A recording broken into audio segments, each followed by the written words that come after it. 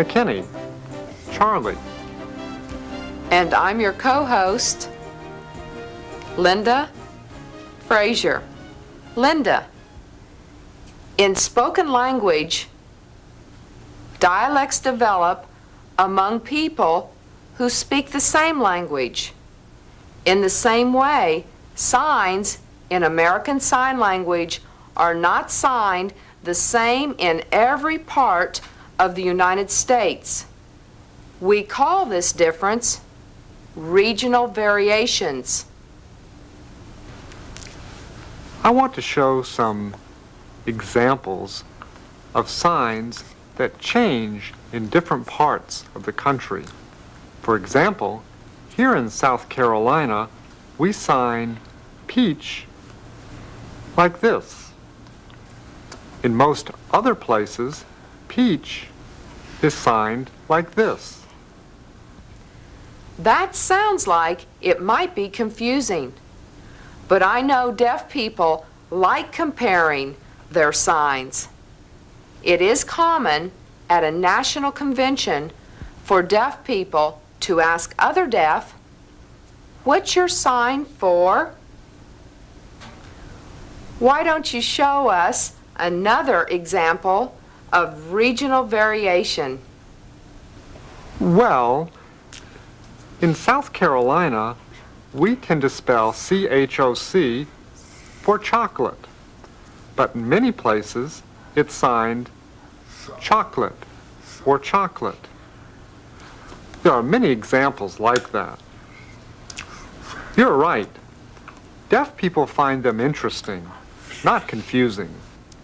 These regional variations mostly came from usage in the schools for the deaf in different parts of the country. Whatever the children grew up using, that is what became the standard in the deaf clubs and communities in those areas.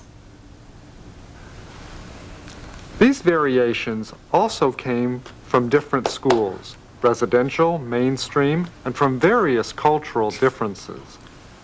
Hispanic deaf people sign a little bit differently from white people, and black deaf people, especially in the South, are sometimes different. Today's program is about the time of day, different places, and geography. Let us start by looking at signs for time of day. The signs for day and the time of day are easy to remember. If you think of one of your arms as the horizon and the other arm in hand as the sun. Morning, see the sun come up in the morning. Noon, see the sun straight up at noon. Afternoon, the sun is starting to go down.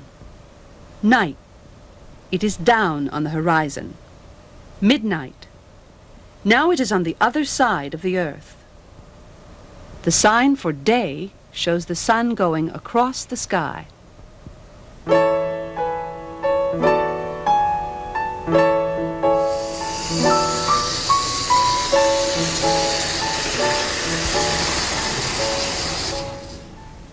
Thanks, Dad, for helping me with my school project. Miss Winter wants us to make a map or model of our town. I think this little train set is a great idea. I think it'll be fine once we get it all done. I have an idea to make this an extra special project.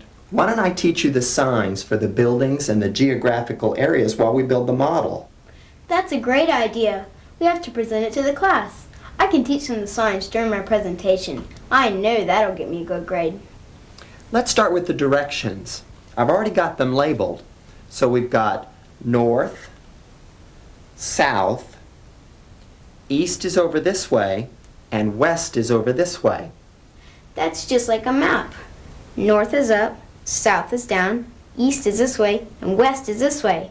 That's easy to remember. North, south, east, and west.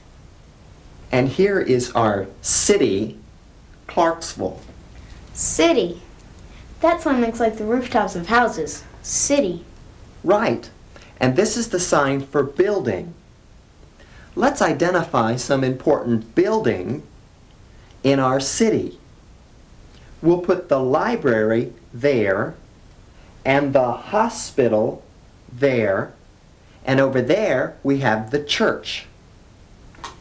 Library, hospital, and church. And what's the sign for grocery store? Grocery store. And this can be our house. We'll put the grocery store over there near our house. Grocery, store, and house. And where's your office? My office is right here. Office is like room, only I use O hand shapes. Office. Office. Now let's finish the rest of the model. Okay, here's the lake and the river, and we've got the train going over the bridge. Oh, I'm a little fast. Okay. Lake, river, with the train going over the bridge. Sure. Lake, river, train, bridge. Now what's the sign for mountains? Mountains. So we've got a road that's beside the mountains that goes into the country. So let's set up a farm in the country. This whole area can be farms. That's a good idea. We'll set up a nice farm over here by the lake. Wouldn't it be nice if we lived on a farm by a lake? Sure would.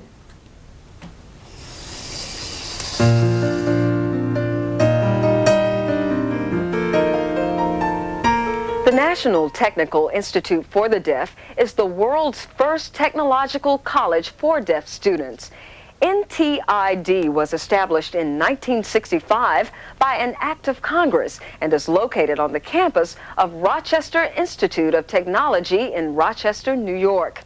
To be admitted, a student must have good high school grades, at least an average overall 8th grade achievement level on a standardized test, good references, and a hearing loss of about 70 decibels or greater without a hearing aid in the better ear.